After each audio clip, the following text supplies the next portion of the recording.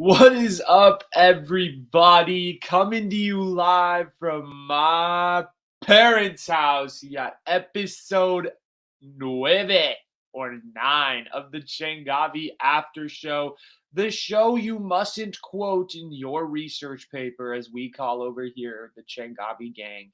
I'm Anuj, for those of you that don't know, Anuj Changavi, as my parents call me. So, hello, welcome. We got episode 9 here of the After Show. And for those of you that don't know, what is the difference between the Changavi Show and the Changavi After Show? Well, on the Changavi Show, we're professional, or as professional as we try to be, try to break down the issues, try to be methodical, and go through everything. And on the Changavi After Show, we have fun and we don't give a fuck. There's no rules. So that's the point. We record it late at night usually. And yeah, it's just a good time. It's a lot of fun, good vibes. Can't complain. So, without further ado, let's get right into the show.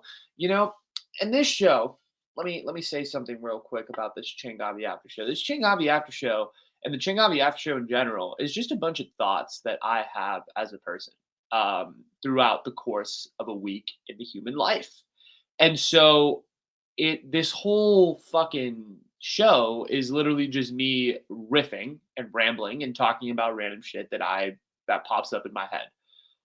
So for the first thought that I've been thinking about, listen, I'm sure every single one of you, I don't care who you are. I don't care if you're, a young kid like me, 21, 22, haven't really thought through your life, or you're, a 45-year-old auntie or uncle who's watching this because, my parents told you I have a podcast. So hi, auntie, hi, uncle. Hope you're doing good. Listen, the one thing uh, that I know for sure and for certain I want in my life is a porch. Okay, the fucking porch. I listen. I don't have a porch in my house, in this house with my parents. This my parents, house. My childhood house, the house we used to live in, had a beautiful porch. It was made of stone and or concrete. Sorry, not stone. And it had a little swing and it overlooked the entire neighborhood street and it was absolutely gorgeous. It was majestic in its own right. But listen, I think the porch is one of the most underrated aspects of a house. Listen, like people give a shit about what's inside. Oh, does the kitchen have island countertops? Fuck no. As long as the house has a porch, it is a livable house, in my opinion. And I was thinking about like why do I like porches so much? What the hell is it about a porch that makes me want and yearn for such a thing? Like why? Why do I give a shit about a porch? I shouldn't, right? Like that is something I shouldn't care about. It's a fucking porch. But the reason I like porches so much is because you could just overlook everything. Like I'm a big people guy. I like watch like okay, this is going to sound fucking creepy.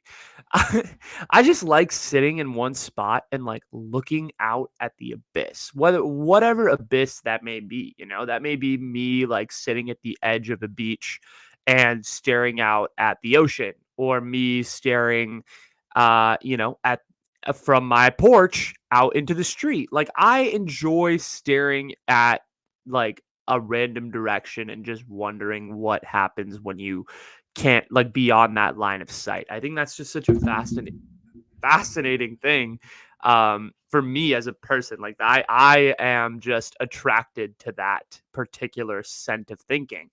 Um, but I know that there are I know a lot of people are probably listening and like, what the fuck? What are we even talking about? What porches? I just listen, porches remind me of my childhood. I don't know if it reminds any of you of your kind of formative years, so to speak, of like, when your parents used to just sit wine, maybe with chai, whatever that may have been, their beverage of choice, and just look on, right? And I feel like I want to be that person at some point in my life. I like want to have a porch where I can look out at the abyss and, maybe instead of wine, it's weed. I don't know. I don't know what it may be. fucking nicotine. No, please no. No, maybe not. Um Kidding. Jokes aside, it's going to be water, okay? Me sipping on some water, looking out at the abyss of my neighborhood. Nah, like I don't know. I am someone who is very attached to the suburbs, yet doesn't want to live in the suburbs anymore. I called myself the suburbs king for a very long time. I thought I was going to live in the suburbs for the rest of my life. But I realized in these 2 years of, not only doing this podcast, but, living at home during my 20s that like I don't want to go fucking do anything. Like I don't want to do anything with the suburbs for like 3 or 4 years. I've definitely put a lot of my suburban thoughts on the back burner for sure. I have not really been thinking about buying a house in Fremont, California anytime soon. I'll tell you that much. Listen, but at some point in life, I feel like the porch for me is just this it's this kind of timeless piece of um my childhood, but not only my childhood, I feel like it's going to play a pivotal role whenever, I turn into, an adult that can actually own his own house. That is, I just want, like, I don't give a shit about what's inside the house. For all I care, it could be a 1 bedroom shack that's 500 square feet. And knowing the Bay Area, I'll probably have to pay $1 million for that. But here's the thing. All I really care about in life is if I have if I'm safe, if I'm healthy, if I have a roof over my head, and if I have a porch for some reason. I don't understand why. It's just been something that's always been like a thing that I need to have in my life. A porch. I need a porch. And it's something like I didn't even realize I wanted until like a couple years ago when I just noticed that my house and like the house that I live in now just doesn't have one, and it sucks, and it's frankly the stupidest thing. It's like I want a porch. Porches are underrated dude. If you could sit on that porch, hang out. It's like a free entertainment space in the front yard. It is truly one of the great inventions of humankind, the porch. The fucking underrated porch, dude. 100%. I'm a big porch guy. So any of you see some like nice porches, send the picture, bro. This is the porch gang right here. Yo, you know what? Yeah. And that's why I like those houses in like Alabama and in the South. Everyone's like, oh, it's bad territory down there. But like, nah, dude, those houses have hella nice porches. And they're like in these like classic suburbs, the Midwest too. America does its porches really damn well. And if you got a house with a nice porch, you're winning in life. It's the truth. And if you don't have a porch, you suck. So my house sucks now, I guess. No, but I think like I don't know. Mind many a time is like I want a porch. I want a porch. And I don't know why. And I don't know if I will ever get it. But ladies and gentlemen, let me tell you this. If this show ever blows up, the porch will be the first accomplishment that I flex. It's not the Tesla, not the fucking, gold chains or whatever people wear. The porch. Ah, yeah. Okay, yeah. People are definitely out of this show by now. I really do apologize. We talked 8 minutes about a porch. Oh my gosh. I really do apologize. But listen, that the porch will not be possible if I decide to cancel myself anytime in the next couple years. And this is honestly, listen, cancel like we live in an era of cancel culture, right? And people are, constantly looking over their shoulder to see, if what they're saying or what they said is appropriate or not appropriate or whatever that may be. People give a shit about what they say and how that's portrayed with other people. I see it all the time. I see it in the micro landscape with like friends of mine or even like aunties and uncles or parents and or who like family friends whatever. And you also see it in the macro with presidential presidential candidates, political people trying to basically look over their shoulder and make sure that they're not saying the wrong thing.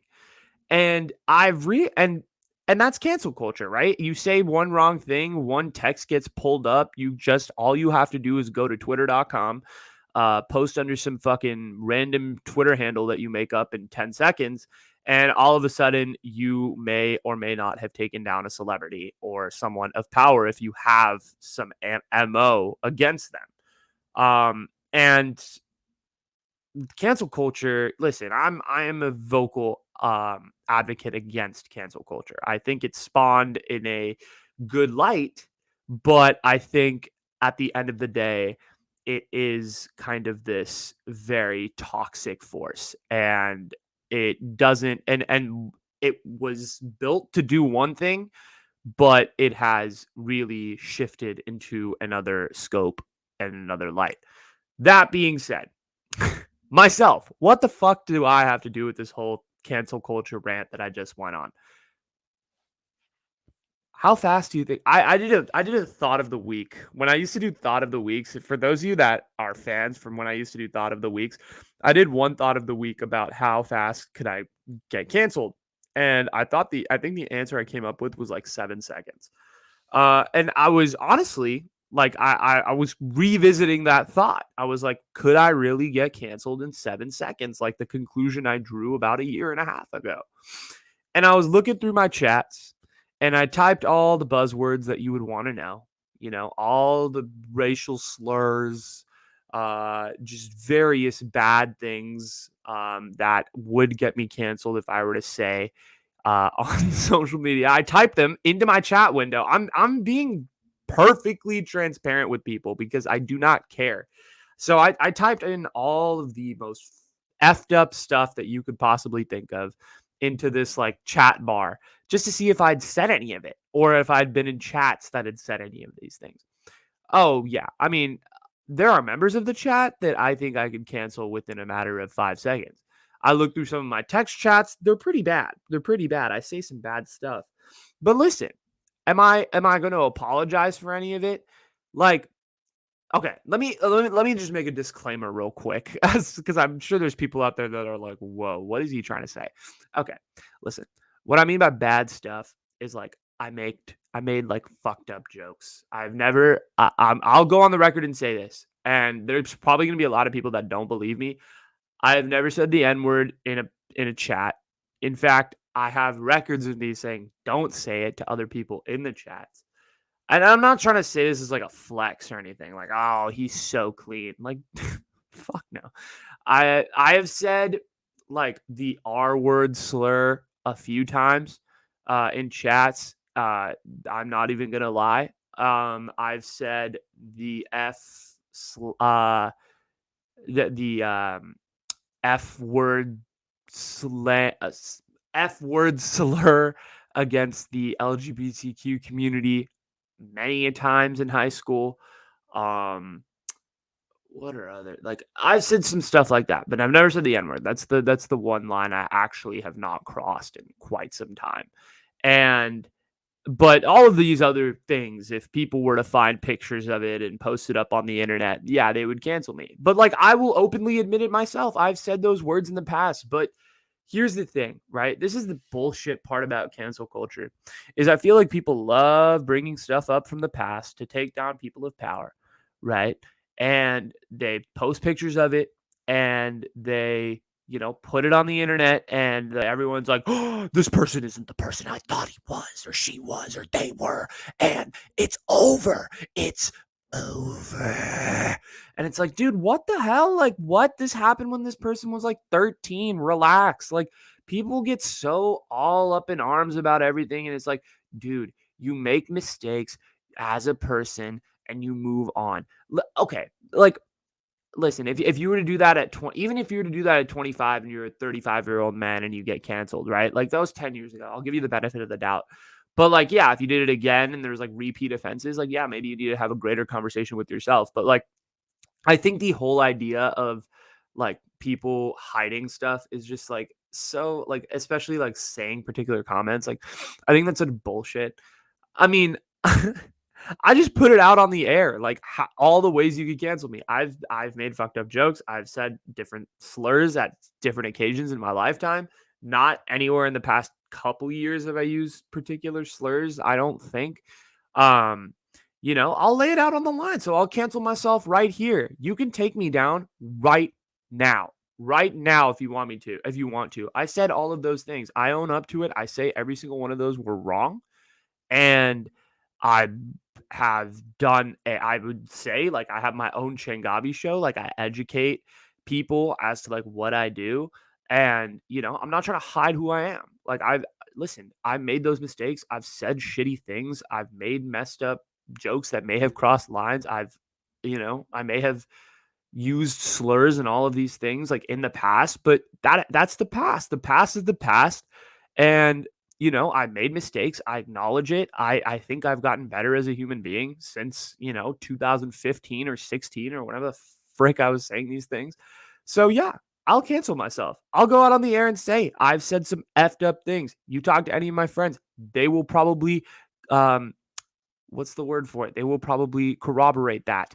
And, I'm not trying to expose other people because whatever other people say is their own prerogative. And I mean, like I said, I've been involved in many a messenger group chat, Facebook Messenger. Shout out for being kind of the home of all of these effed up things that I have said in the past. I've been involved in many a chats and with many a people that have said way worse things than I have. That's not to say that I haven't said bad things. I have. So you can cancel me right here. I will cancel myself. I'll put it up on TikTok. Fuck it. Let's see what people say. But I said all those things. I own up to it. Cancel culture's a bitch. I don't care. And yeah, I you know I said those things. That sucks. But I would rather cancel myself and go out on my own terms than I would like some other fool from high school or, whoever in some group chat when if I ever gain clout, like just bing, just post it up on on his social media. I'll admit it. I said those things. It was wrong, but I can't like go back and change what I did. That's what happened. And if you hate me, you hate me. You can unfollow me. But if you respect that, then you will. Because chances are, dude, every single person who talks about, oh, I've never canceled my like I can't be canceled. For the most part, I know of like one person I can think of off the top of my head who I don't think would ever get canceled in that person's life because they are just one of the most like nice angelic human beings I've ever met. Other than that, though, I can cancel every single person that pretty much I've ever met. I'm pretty sure. You go through one chat, you go through one text message chain, one person like ex-boyfriends and ex-girlfriends of celebrities could probably cancel people like that, right? Like it's not hard. And it's the same way with me. Like if you were ever a close associate of mine at particular times in my life, even now, I think there's a few people that could cancel me. If you're, close to me in my life, like, yeah, you probably could. You could go out on social media and say these things, but like, what would you gain really? Other than taking down like a guy with 77 TikTok followers or whatever the fuck it is. I think it's 73. So, you know, really you're achieving a great, great dream. But okay, listen, I'm done talking about canceling myself. I'm done talking about all the different things I've said in the past because I don't want to get in trouble before I even make it. So that being said, listen, I've been thinking a lot of people have been giving me a lot of advice about my future. That is, inclusive of parents, friends, other adults in my life.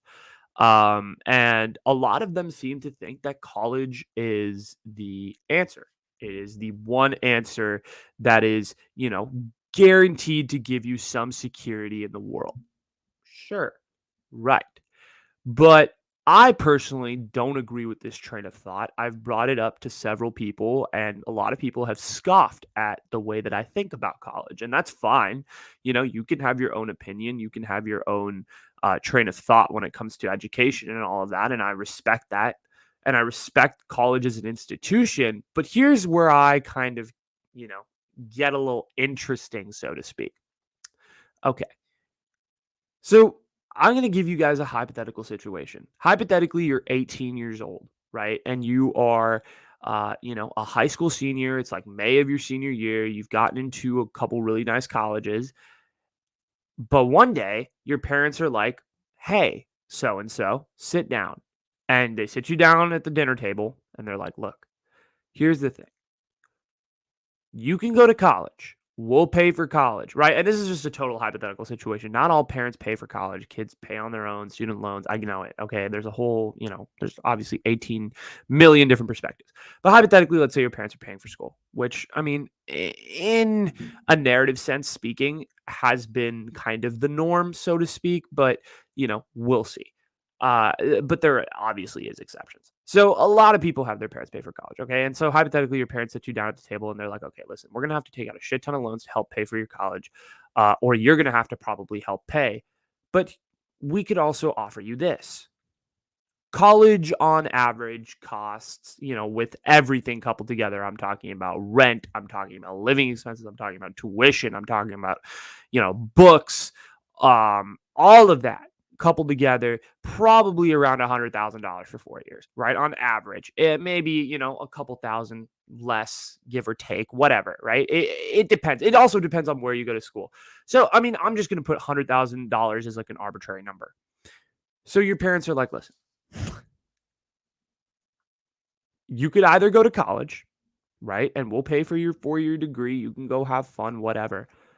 Or we could give you installments of money up until you reach $100,000. What would you do? Hypothetical situation. Your parents are offering you either $100,000 and you can't go to college. They're offering you the money that it's going to take to pay for college, or the degree, or you can go to college and have that experience and whatnot. What would you do? And that's the way I've been thinking about college recently, is like, it does not make financial sense at all. Period. Why would you pay? Like, it's on average $100,000, right? Like, what? Like, it just doesn't add up.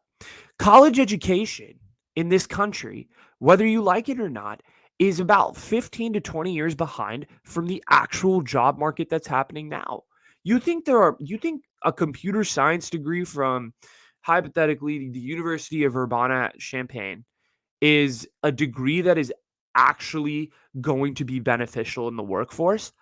Fuck no. Hell no. Why do I know this? Because, well, number one, I know a lot of comp sci majors at UIUC, but also this. Number two, a lot of those kids are not the reason they're so successful when they leave college is not the fact that they're actually learning things in college, but more so the fact that they got internships and work experience, because of the fact that and you learn a lot at those internships, and then that obviously develops into you becoming an engineer at a company and you making a lot of money.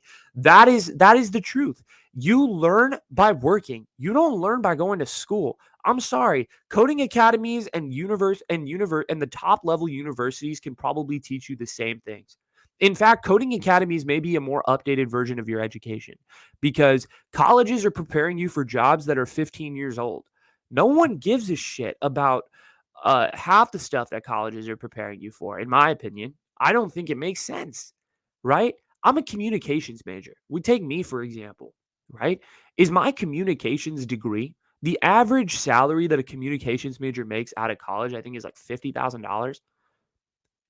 Theoretically, if you were to get $100,000 in cash instead of going and getting that degree, right? Or theoretically, you were to save $100,000 and not go to college and build it up by yourself and like pull yourself up by the chin straps.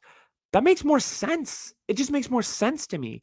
And I don't know. It that's the way it adds up in my head. There are a lot of people that tell me that, like, yo, like, college does provide you a lot of social capital and all of these things. And I do agree with that. I definitely do agree that, like, you will never get that experience of like meeting so many like-minded people in your life again, right? Who are at the same stage of like the transitionatory period between sort of high school and adulthood, right? And that's fantastic. And there are a lot of people that have had revolutionary college experiences, and I'm so freaking happy for you.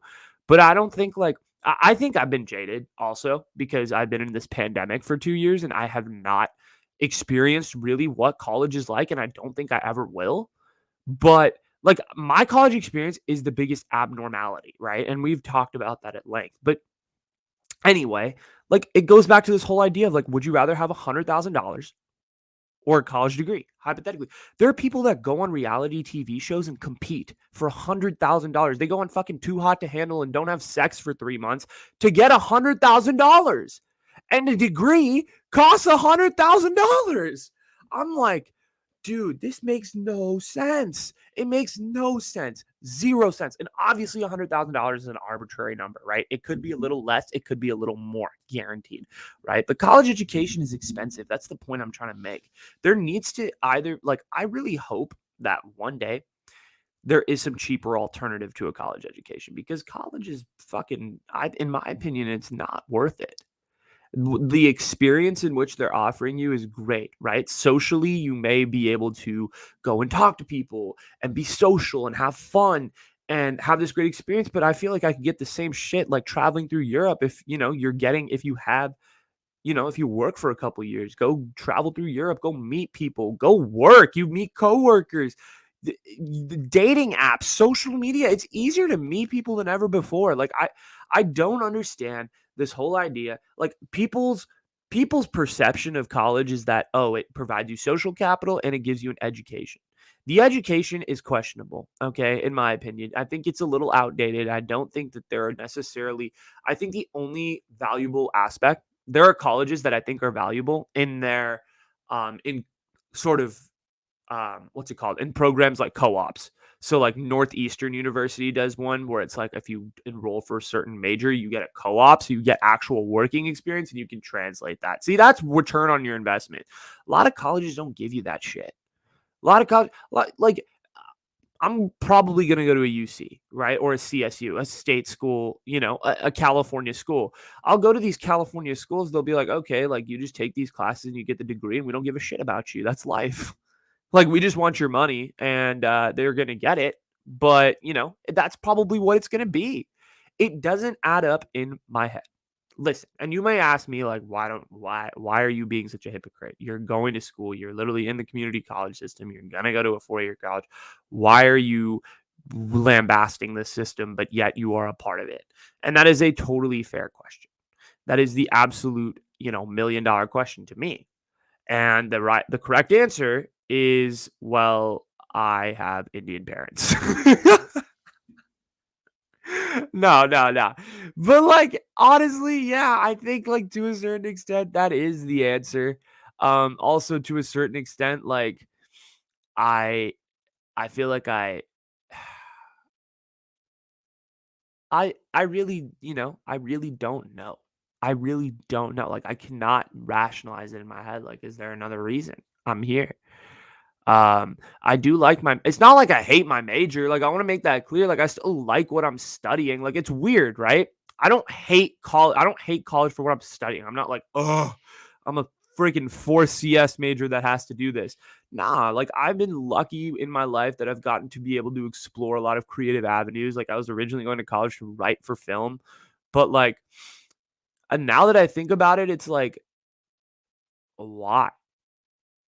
Why? Like, why do that? Why don't I just, like, try it on my own, like, outside of this degree aspect of things? I don't know. I'm being an ass, like, and I feel so bad for college graduates that I'm offending everywhere. Like, dude, y'all graduated college and you, like, liked it, so shout out to you. I just sound like a bitter kid. But like it's just something I'm thinking through because it's like I have like, obviously I'm going to college still and I probably will finish my degree. But it's this debate I have in my mind of like financially it doesn't make sense. Educationally, it's not really preparing me in particular. Like it may be preparing you, right? If you're gonna go be a doctor, like yeah, you need to know some of that stuff from med school or like, lawyer, whatever. Like for me, like I want to do this full time. And I know that sounds so like I said like I want to be an internet creator like full time for the first time like 2 weeks ago and people started laughing. It was so funny. It was funny, but it was also like this laughter where it was like, oh shit, people are laughing. They don't think this is real. Like I'm fucked. Like, so it's like that type of laughter. But like, I don't know. For me, it doesn't make sense, but for somebody else, it can. It's just, I feel like I hope that at some point, beyond kind of our sort of generation, 10, 15, 20, 25 years down the road, that there are other options that are actually like looked at and, in a positive light, right? If you take a gap year in today's society, people look at you like, what the fuck are you doing? Like you're literally postponing your life. You should not be doing that, right? If you go travel and drop out of school, people look at you like you're a loser. If, just stuff like that. I just hope that at some point the stigma behind those kind of options and opportunities dwindles a little bit. And that's just kind of where I'm at. But yeah. Let's get in from the hypothetical situation I gave you guys from $100,000 or a degree to will I ever podcast drunk? Oh man, I've been getting this question a lot from my friends. This was a question like people were asking me. They were like, "Anuj, are you going to ever get on substances or ever smoke a lot of weed, get super high and do a podcast? Or are you going to like get really drunk and just record a podcast and be like, "Sup guys?" Right? Like am I ever going to do that? And the answer to that question is quite honestly, like I'm open to it. Like I know like that wasn't the answer y'all were expecting. I wouldn't do a Changavi show, inebriated because that's like way too in my opinion, like this is my safe space. This is my space where I can just fuck around and, be myself and just kind of be very unfiltered and raw and swear a lot and have fun. I would do an after show drunk or high 100%. Like I will openly admit that. Would I do a Changavi show drunk? Fuck no. No way. The topics are too serious. I put way too much research and time into that to just destroy it by being drunk, or some other substance. And I can say this now that I'm 21 and weed is legal in California. So fucking Suresh uncle or, whichever uncle is watching this, if you guys are still here, I can say that. And you can't stop me. You can look at me different, but you can't stop me. Stop me. Oh, that was kind of vibe, low key.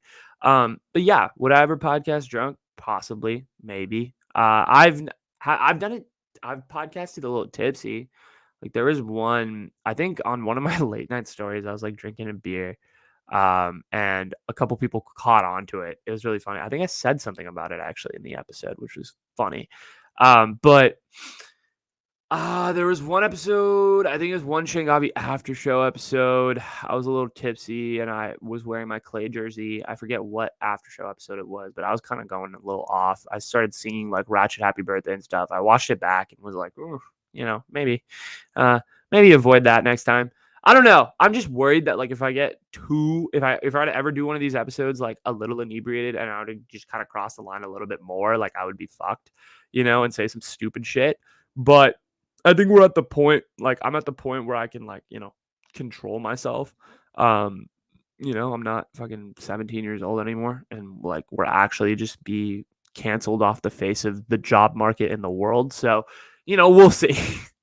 But maybe it's always a possibility. I'm never on. I would play like a drinking game maybe on here on the after show or something. I think that'd be fun.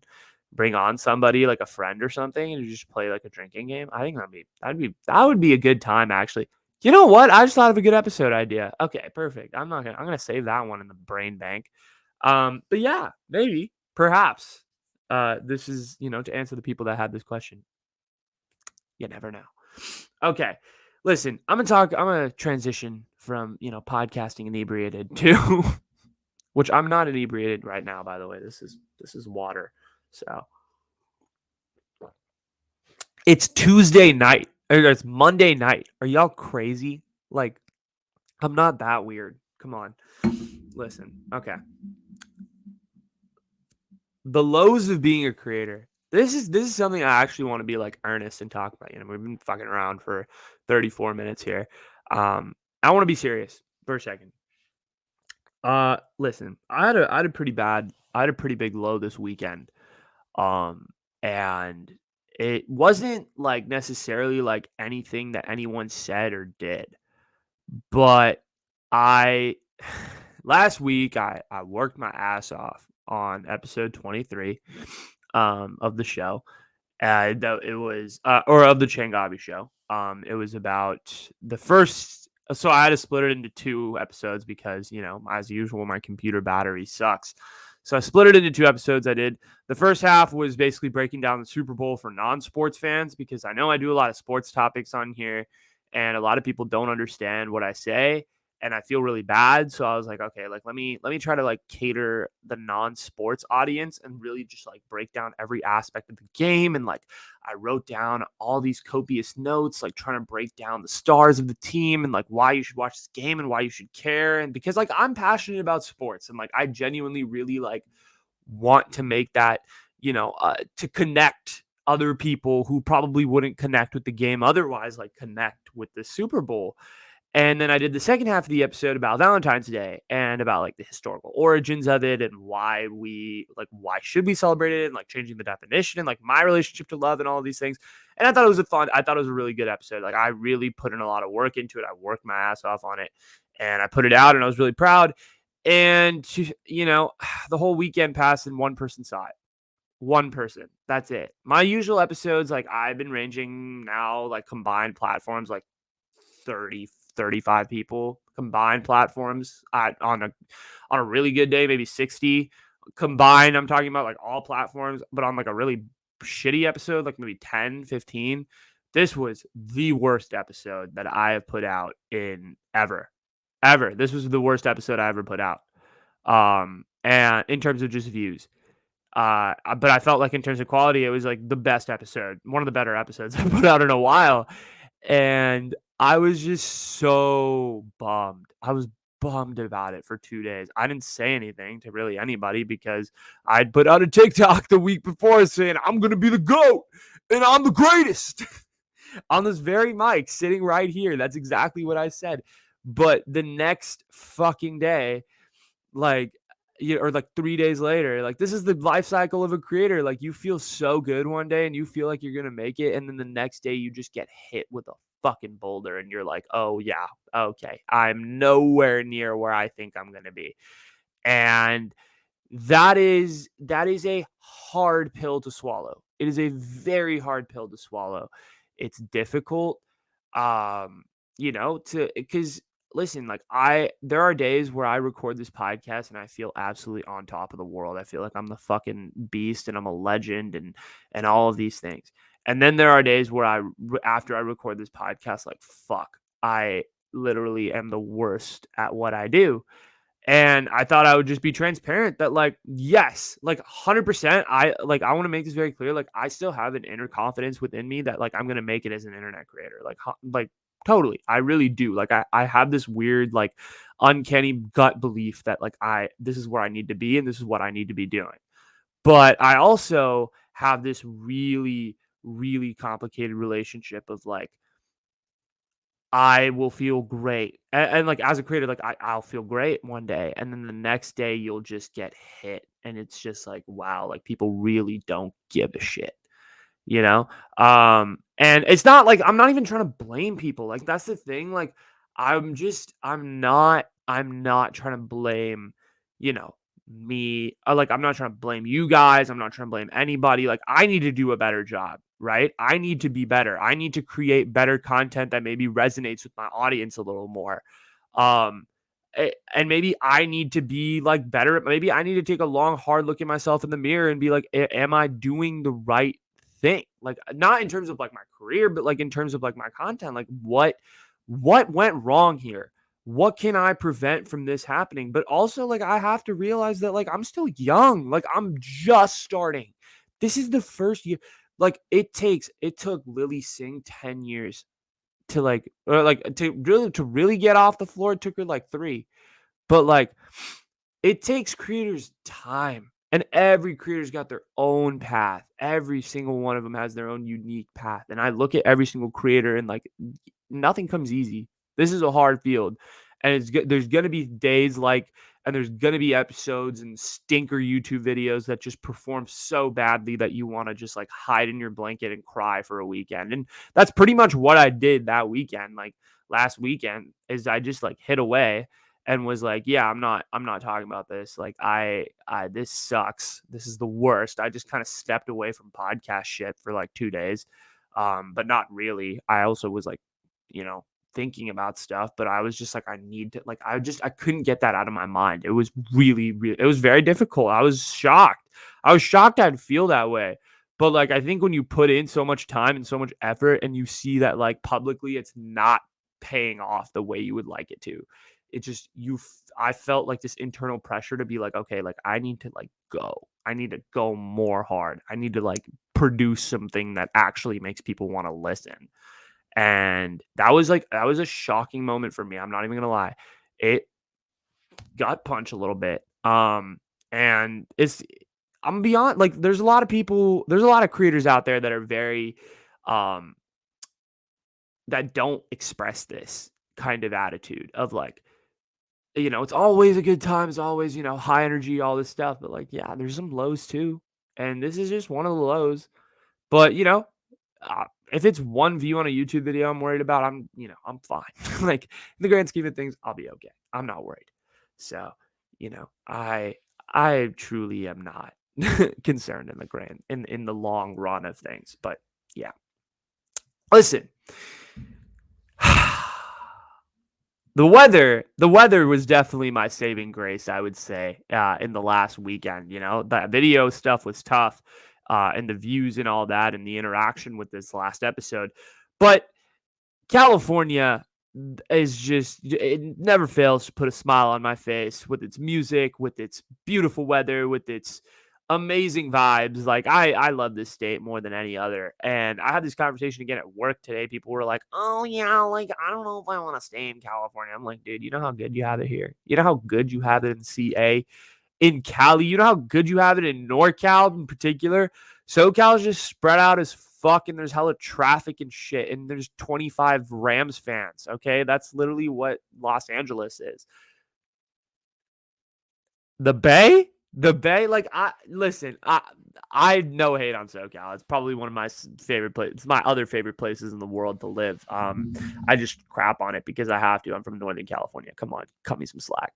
But California is just, I mean, my dad was complaining about the weather, and he was like, oh, like, we need the rain. Like, this is not going to work out. And I'm like, dude, listen. And this is like honestly a thought that I've been having is like, we cannot control the weather. I mean, we can, like, greenhouse gas emissions and all that, but like, why should we as ordinary citizens just complain about the weather? Like, it was 79 degrees outside for 3 days last weekend. Why are people and I heard several complaints, not just my dad, but other people are just like, it's not raining. Life is so bad. I'm like, I look outside the window. The sun is shining. It's beautiful. Anuj may have gotten one view on a podcast video, but he's happy with the weather. Why can't you be? Like, I don't understand. Like, it was gorgeous last weekend. And honestly, like, it's Valentine's Day. Well, it's not Valentine's Day anymore, but when I first started recording this, like, it's Valentine's Day. It's like very late at night on, it's like Tuesday early morning, 12 a.m. right now. This is the time I'm recording this. California is my Valentine this year. Oh my gosh. The weather was gorgeous this last weekend. Having the sun shine like that in February, you do not get that in very many places in the world. I hate to tell you. Oh my God. Oh my God. I love California. It is, jeez. And listen, I know climate change is a thing, and I know greenhouse gas emissions, and we're using too much renewable or non-renewable energy and all of this. Like, that is totally a valid concern. But like, if you're just going to aimlessly complain about the weather and the lack of rain, like, dog, relax, relax. You got a lot worse problems to complain about if California, there's a lot worse things happening in the world than California being 79 degrees for 3 days last week. Okay. I'm not even going to have that conversation. All right. Listen, we got a few more topics and we'll get out of here. I was thinking, this is a very quick philosophical thought that I've been having. I think, and honestly, it could be applied to education as well. I feel like we are taught in schools, in life, to look for a solution. There's always a solution to every problem, right? And you have to find, and the answer is the solution. But what if the answer is the way you got to the solution, right? Like, here's the thing, right? In like, and this actually came up because I was thinking about cheating in calculus. I used to, on homework problems, whatever, exams, all that stuff, look at answers to similar problems and then see how they got the answer to find the answer to my problem, if that makes sense. You have to like reverse engineering kind of. It's a skill that really isn't taught a lot in school. You're kind of taught to engineer one way. You're taught like, okay, this is the problem. You have to get to the singular number solution somehow, some way. How are you going to do that? But in life and also like in a lot of math problems, I think the way a lot of people learn math this way. Like you usually look at the back of the answer key, check the answer to the problem, and then figure out how they got to that point or where you made the mistake. Sometimes you need to know the solution, but then you need to like build the path. And the path to get to that solution is your real answer, really. I mean, I was thinking about this with like, uh, is this way of thinking like applicable to historical and political like historical events or like political events that are happening now? Like, can we do that? Do we have an answer? And I think so. I think the true answer to like how can we fix political problems is working together. But here's the thing, you have to figure out how you are going to get all of these people who are on varying sides to work together. That's the answer. You know the answer, but you have to figure out how to get to that answer. And that is the true answer. So the true answer oftentimes isn't the solution to a problem, but it's the way you have to get to that solution. That is the answer. That's the true answer. Okay, yeah, I'm done. This was my philosophy section of the day, and I am already just like brain tripping. So we're good. Listen, this is also another very minor problem I was encountering in researching the next episode of the Changavi Show, which should come out later this week. Legal and professional language. Look, bro. Oh man, legal and professional language. Look, I for this podcast, I really do a lot of research. You guys may not see it in my 30-second TikTok clips or like my minute 30-second long TikTok clips. I'll put in the fucking hard yards for this shit.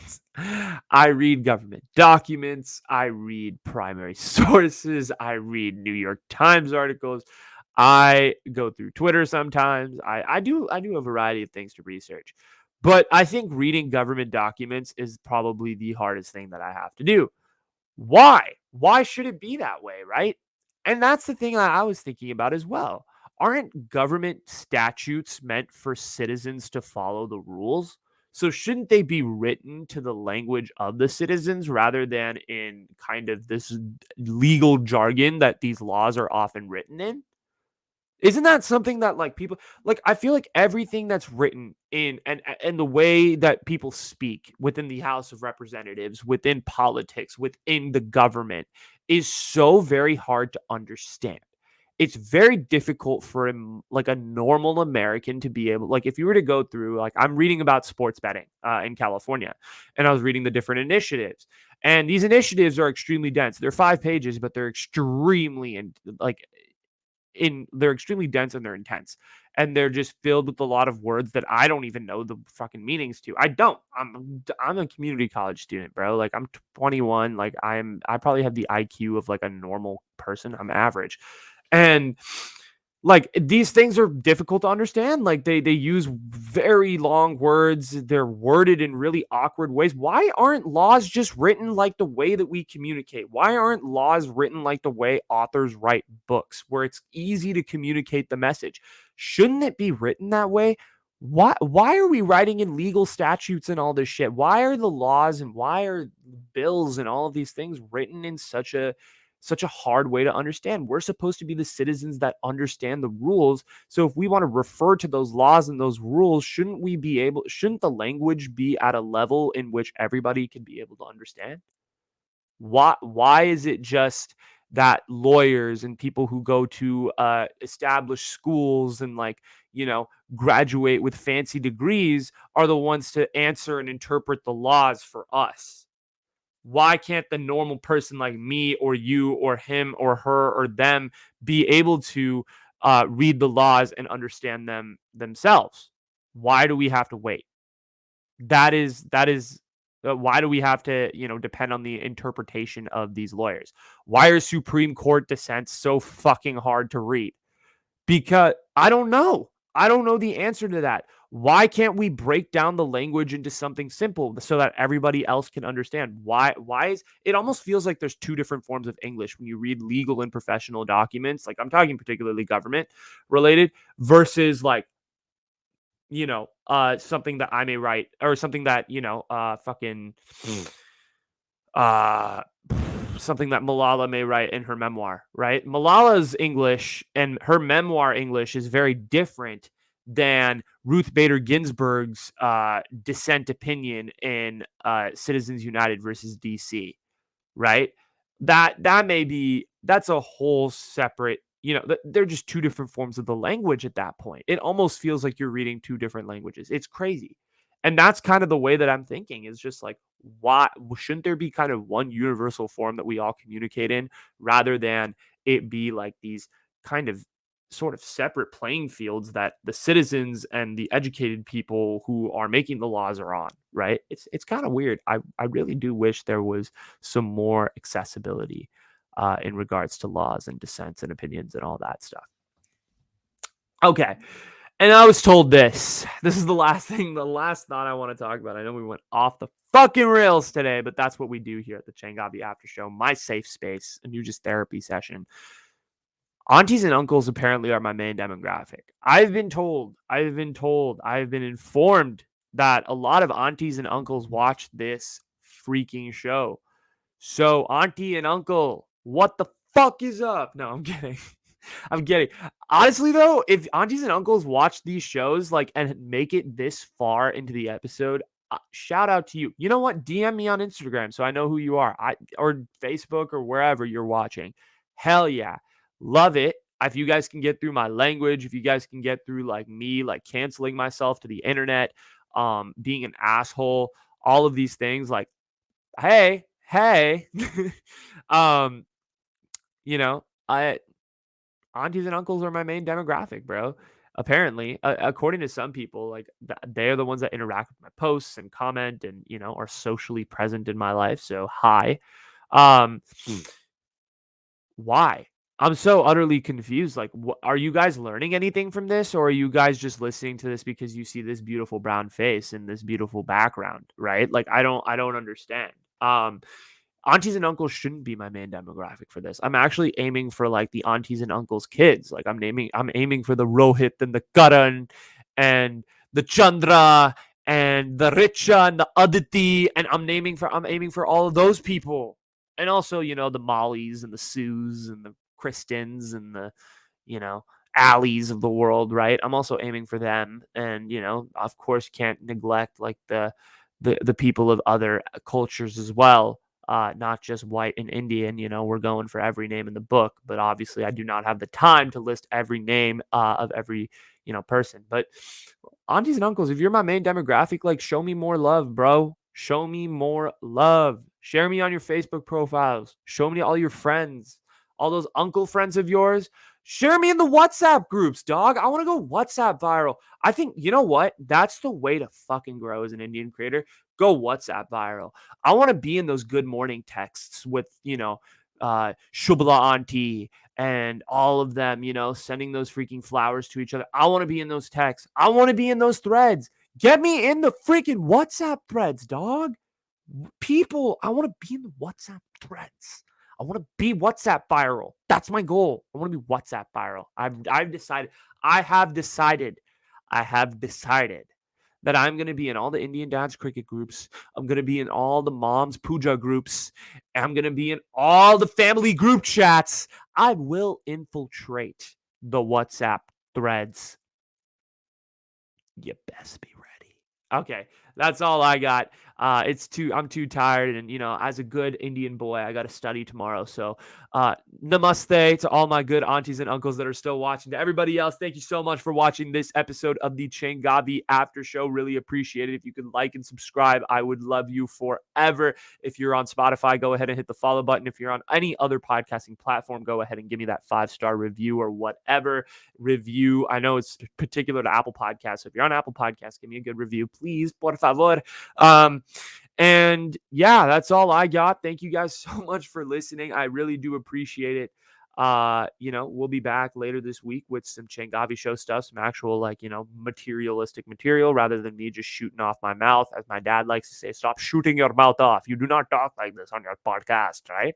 But anyway, that's all I got for you guys. Thank you so much. Really appreciate every single one of you that stayed till the very end. Aunties, uncles, Mollies, Sues, Kristens, Alex's, Alex Morgan, if you're here, Chitra, Richa, Aditi.